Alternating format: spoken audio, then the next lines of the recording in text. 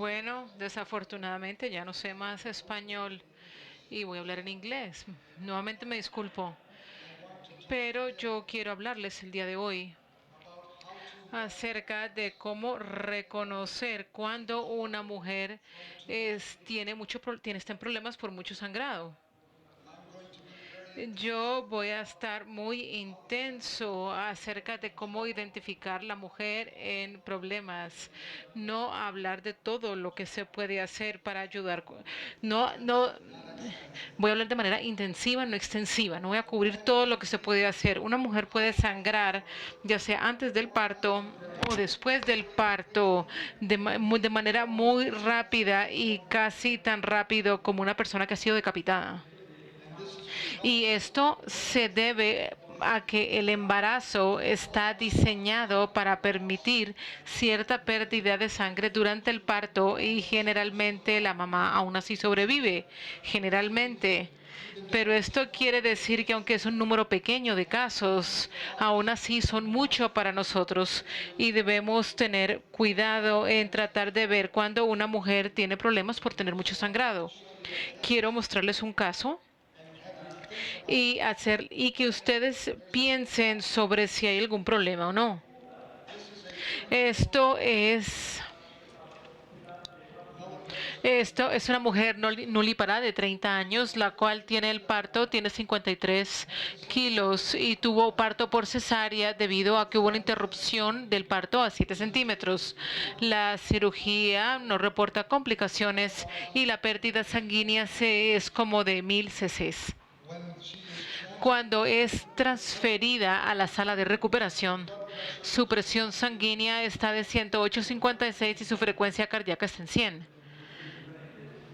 Muchos de nosotros podríamos considerar estas cifras y decir, bueno, nosotros vemos eso muy común, no está en problemas, simplemente sigamos observando.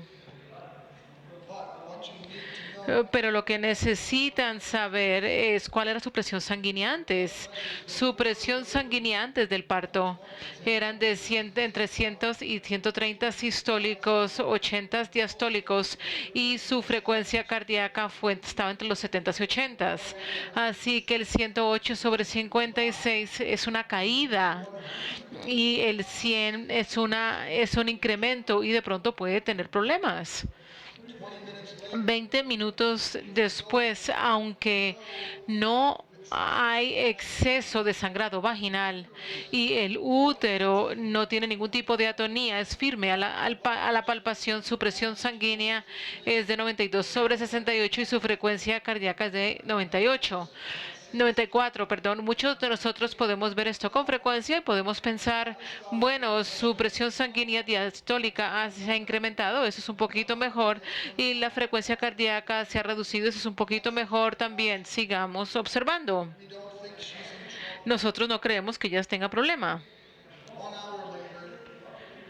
Entonces, una hora después, aún sin ningún tipo de sangrado y con el útero firme, la presión sanguínea cae. Ahora tiene baja presión y la frecuencia cardíaca ha subido un poquito. ¿Está en problemas? La respuesta es sí. Y esto es lo que puede suceder después de unas cuantas horas, dado que la respuesta adecuada para salvarla no se ha dado. Su presión sanguínea cae.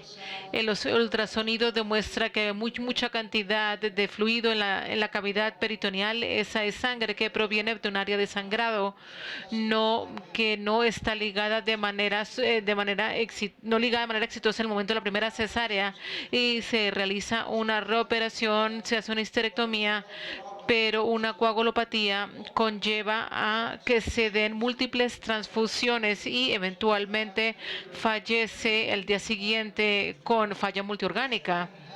Esto puede suceder porque muchos de los síntomas de que la mujer está en problemas no se reconocen bien. Nosotros esperamos que los cambios en la presión sanguínea o frecuencia cardíaca, nosotros vemos comúnmente, no quieren decir que haya problemas. La dificultad radica es que la esperanza es mentirosa. Hay que tener un buen criterio para poder mantener la esperanza bajo control. Lo que sucedió aquí es que ella entró en shock por el sangrado. Es muy difícil de reconocer y que no siempre se presenta de la misma manera. Así que hay que tener mucho cuidado. Puede suceder antes del parto debido a una placenta por ruptura de la placenta previa o trauma, o también puede pasar después del parto por atonía uterina, placenta acrida o una coagulopatía que puede suceder ya sea con desprendimiento o con embolismo del fluido amniótico. Lo que sucede es que el ser humano no puede tolerar mucha pérdida de volumen de sangre. Nosotros podemos sobrevivir si el 80% de nuestro hígado desaparece, si 80% de nuestras adrenales desaparecen y 75% de nuestros riñones desaparecen.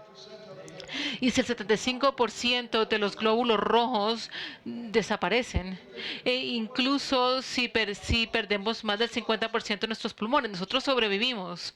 El problema es que si perdemos un 35% del volumen de sanguíneo puede ser fatal, porque el sistema cardiovascular opera con un volumen de sangre muy bajo y si mucho desaparece no podemos perfundir los órganos y seguir vivos.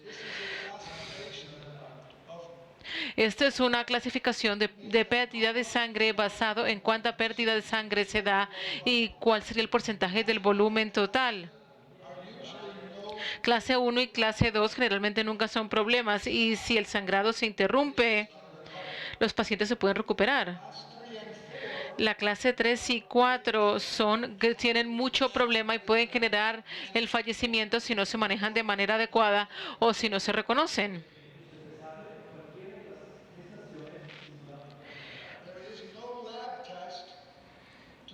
No hay pruebas sanguíneas para diagnosticar el shock. Este es un diagnóstico clínico donde una perfusión de órganos inadecuadas puede ser vista. Se puede ver si usted ve un paciente al lado de la cama y tratando de ver los signos vitales, la frecuencia cardíaca y la presión sanguínea.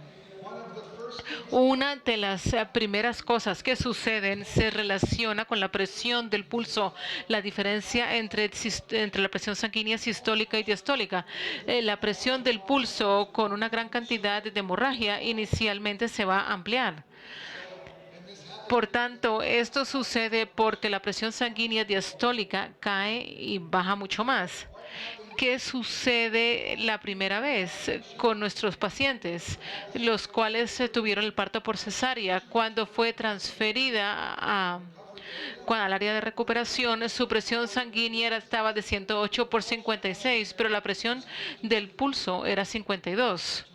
Esto está muy alto, esto está muy bajo. Tratemos de ver antes de la operación. La presión del pulso promediada antes de la operación es de 40.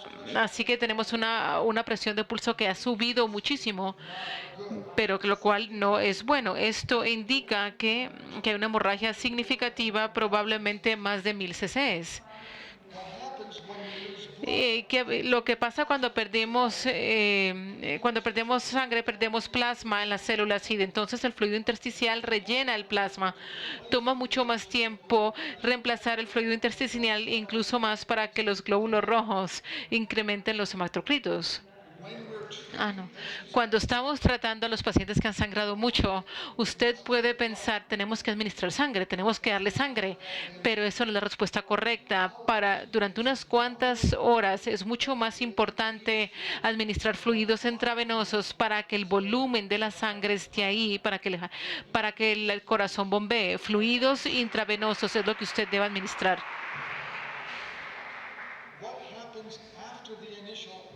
¿Y qué pasa después de que se amplía la presión? Es que se estrecha la presión y esto es incluso peor. ¿Qué pasó con nuestra dama? Bueno, tenía 40 inicialmente, después subió a 52 y después a 92 y después 92 sobre 68. ¿Y cuál sería la presión de pulso ahí? 24. Cuando incluso se acerca más, es incluso peor porque indica que hay mucha más pérdida sanguínea, ya sea que no somos precisos con la pérdida de sangre o porque el sangrado continúa. Nosotros podemos calcular fácilmente cuánta pérdida sanguínea se necesita para que una persona se meta en problemas. El 7% del peso corporal es volumen de sangre, así que para una persona de 70 kilos son como 5 litros. Para una mujer de 50 kilos, nuestra dama pesaba 53 kilos, son como aproximadamente 3.500 mililitros. Pero si ella pierde 1.000 cc's, eso sería el 30% de su volumen sanguíneo. Por tanto, estamos justo al borde de una hemorragia clase 3, la cual es peligrosa. Durante el embarazo, el volumen sanguíneo se incrementa. Así que para una mujer de 50 kilos, generalmente sin el embarazo, una pérdida sanguínea de 1.000 cc sería en el 40%, muy peligroso. Pero durante el embarazo solamente sería el 30%. Si el sangrado se interrumpe, puede que esté bien, con solamente el reemplazo de fluidos intravenosos. Cuando nosotros damos el reemplazo, tenemos que dar de 3 a 1. Quiero decir 3 veces lo que se espera que sea la pérdida sanguínea. El paciente promedio, si ellos vienen con hipotensión, si usted nota que tienen hipotensión, automáticamente deben haber perdido 1.470 litros, 7% más, y usted tiene que darles 3 veces más eso para reemplazar, es decir, 5 litros. Inicie con los fluidos intravenosos tan rápido como sea posible y dele mucho. La cosa más importante para tener en cuenta es que interrumpir el sangrado y reemplazar el volumen.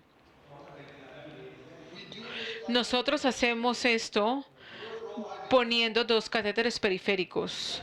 Una línea central no es tan buena porque es mucho más larga, hay más resistencia al flujo, así que usted no puede administrar el fluido tan rápido como es posible.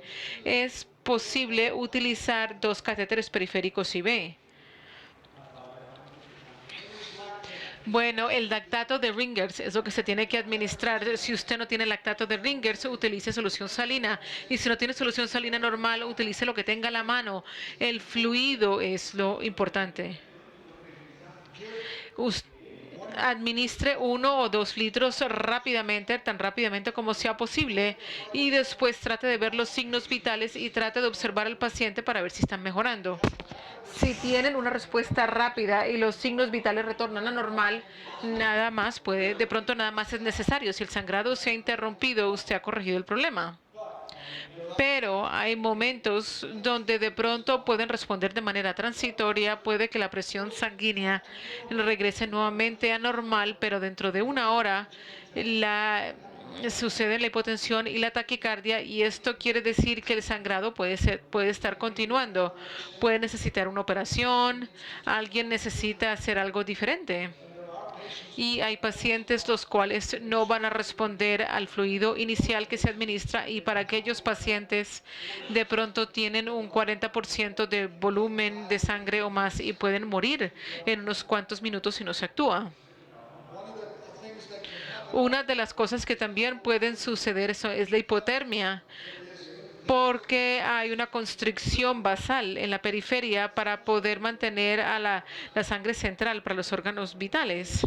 Las extremidades y el resto del cuerpo se tornan muy fríos, así que si el paciente se está hipotérmico, esto puede generar otro tipo de problemas, así que tienen que mantenerlos calientes, calentando el fluido y utilizando cobijas o dispositivos para mantenerlos calientes.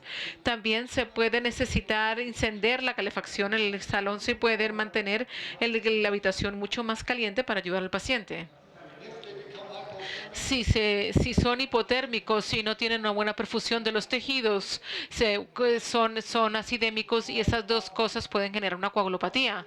Una vez que tienen una coagulopatía, es muy difícil de tratar. La coagulopatía sucede por la dilución. El sangrado ha perdido muchos de los factores de coagulación. Nosotros lo reemplazamos con fluido, así que el número de factores de coagulación en la sangre es muy baja. No es suficiente para coagular la sangre de manera adecuada y por tanto la coagulopatía se da. Usted puede detectarla con pruebas de laboratorio, tales como el fibrígeno, conteo plateclario y el PT-PTT.